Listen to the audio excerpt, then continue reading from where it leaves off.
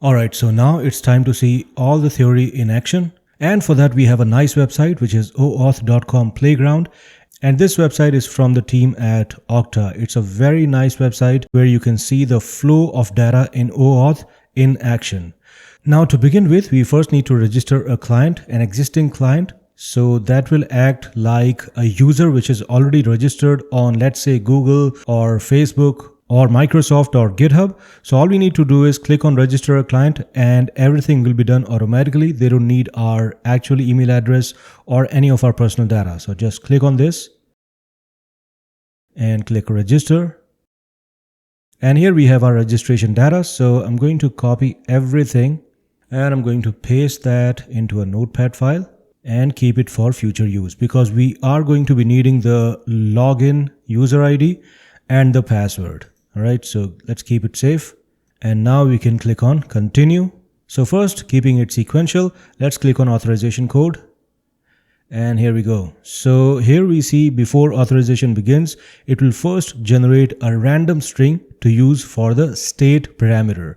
And that's exactly what we are going to do in our code as well when we will begin coding. So they continue to say that the client will need to store this to be used in the next step. So in this demo, they have generated a random state parameter and they're going to save it in a cookie. So all we need to do is click authorize below. So click on this. And now we need to log in with the login credentials. So I'm going to copy the email, which is the user ID, and the password, friendly ostrich 15.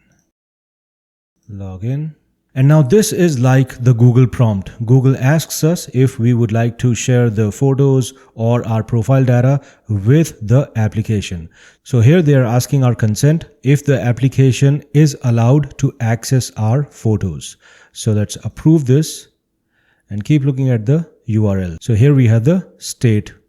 And that's what they're saying here. Verify the state parameter. The user was redirected back to the client. The client is our application. And we are going to notice a few additional query parameters in the URL. And we do notice that. So they go on to say that you need to first verify that the state parameter matches the value stored in this user's session so that you protect against CSRF attacks. So we need to do this matching on our own. Depending on how you have stored the state parameter in a cookie session or some other way, and we are actually going to save it in some other way as well, we need to verify that it matches the state that we originally included in step 1. Previously, we had stored the data in a cookie for this demo. So does this state match the state in the redirect? And it seems like it does. So I'm going to say yes, it matches. Continue. And now we exchange the authorization code. So now we are ready to exchange the authorization code for an access token. So here we see the grant type authorization code, client ID, client secret. So they are going to be involved in this exchange. So here we are exchanging the authorization code. So in this exchange, we are going to pass the client ID, client secret, and the redirect URL, and also the code. And now as soon as we send this data over, we are going to get the access token. So this code, we got this from the URL. Here we see the code MYLN2NR. So this is the code that we have received, and we are going to use that code to get the access token. So let's hit go. Perfect. So we are now getting the token endpoint as the response. So we have the access token, we have the refresh token, and we have the expiry time. And another important information is the scope of our access. We can access the photos of the user. We have photo offline access of the user which signed in. Great. So this was the authorization flow. Now let's see the PKCE flow, the PKCE flow. So let's click on try another flow. And I'm going to now select PKCE. We are going to use the same user credentials that we generated last time. So before redirecting the user to the authorization server, the client generates a secret code verifier and challenge. The code verifier is a cryptographically random string using the characters A to Z, capital and lowercase, 0 to 9, and some punctuation characters. So it's going to be between 43 and 128. In our example, in our coding example, we are going to use a 43 characters long code verifier. And in practical situation, you can use a longer code verifier. Just for demo purpose, I'm actually going to use the minimum number of characters for the code verifier. So once the client has generated the code verifier, it uses that to create the code challenge. So let's generate the code verifier, and here we go. And now what we are going to do is programmatically in our code, we are going to first use SHA-256 encryption on this code verifier, and then we are going to encode this in a base64 URL. Right? So first we have SHA-256, and then the result of SHA-256 encryption is going to be passed on to the base64 encoding. So let's create the code challenge. That's it. So now we have code verifier ready and the code challenge ready. Now the client needs to store the code verifier for later use, and they are going to store this in a cookie for this demo.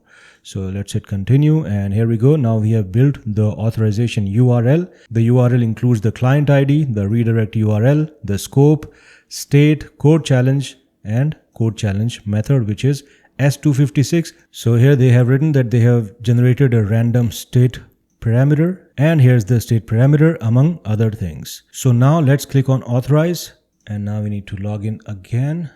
Hit login. And again, this will be like the pop-up that Google generates. It asks you what kind of information are you going to allow this application to access.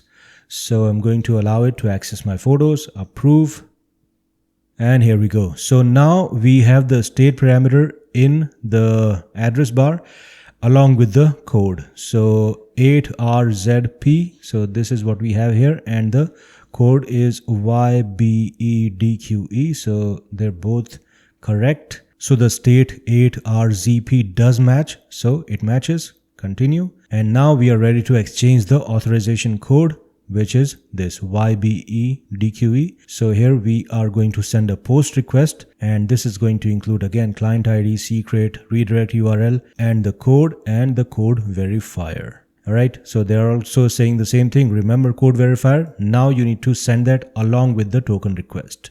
The authorization server will check whether the verifier matches the challenge that was used in the authorization request. So let's click on go.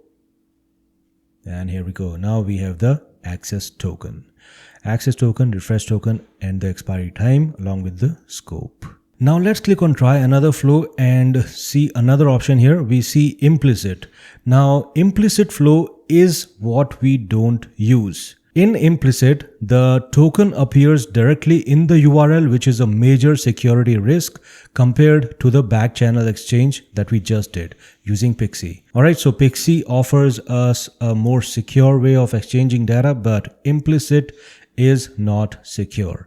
It has a major security flaw, and that's why we moved on to PKCE. And similarly, we have device code as well. I told you that OAuth can be used for accessing TV like Netflix, YouTube on Android TV. So this is going to be for that. And then we have OpenID Connect as well. So what you can do is you can try these workflows on your own. Okta has done a very good job in explaining each and every step in detail. And here, now we can move on to coding our OAuth flow in Go language. So next, I'm going to see you in the coding lab.